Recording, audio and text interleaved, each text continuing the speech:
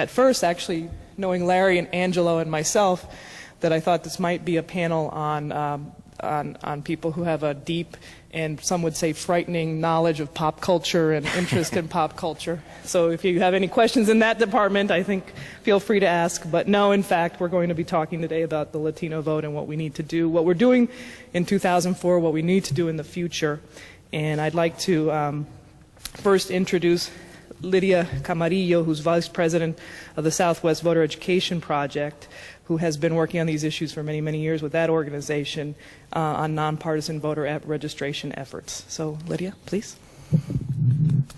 I think I'm going to stand up.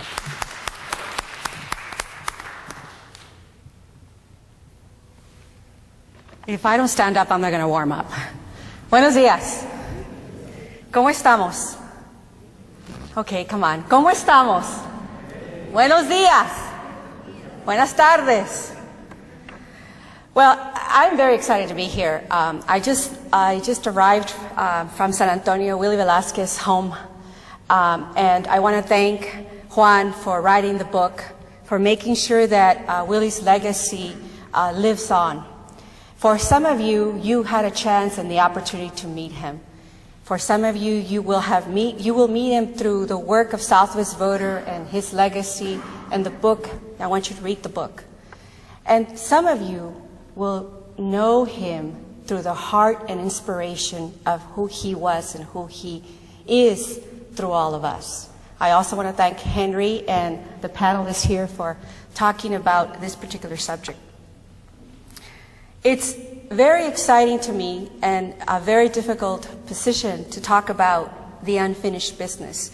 There's a lot of unfinished business, but let me first bring a little bit about Willie. Willie Velasquez, a long time ago, when the nation was frankly at a disarray and the civil rights movement was percolating at its best.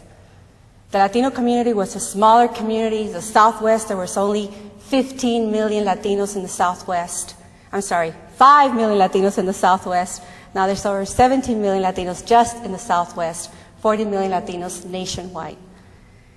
And when he was thinking about his contribution, because his contributions were always about looking at something from the left.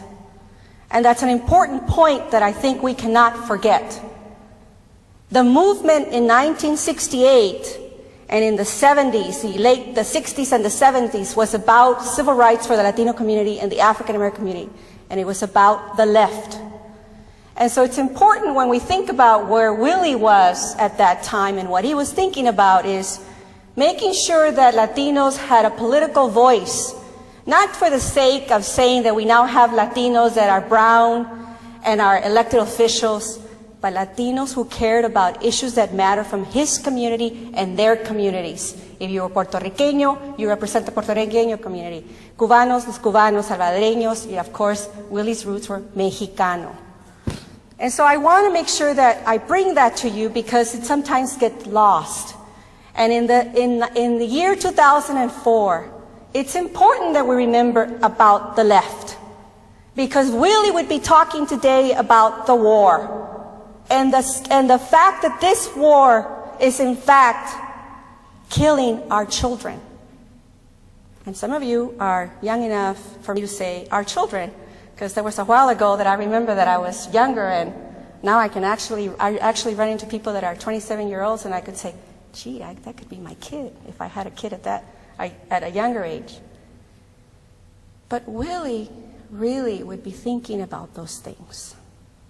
When Willie started Southwest Voter, it was a progression of various movements that he had been involved with that were going to be about holding those who govern us accountable, and that were committed and dedicated to the roots of who we are and making sure that our aspirations would move forward as a community.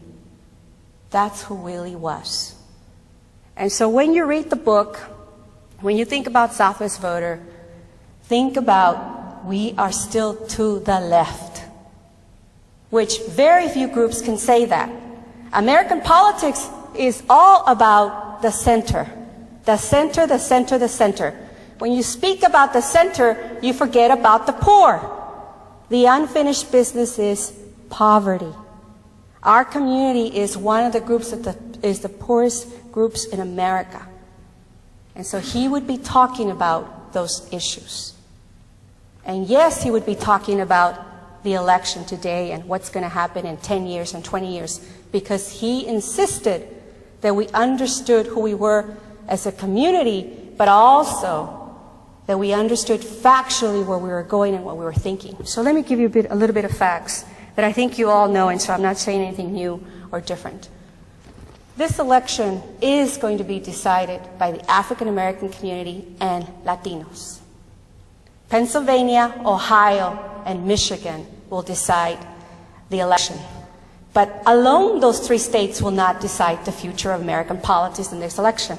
And it is the African American community and their share of the vote that will decide how the electoral votes will go for those three states.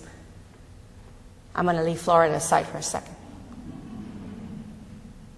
Nevada, Colorado, Arizona, there goes my voice. Can I have my water, por favor? Sure.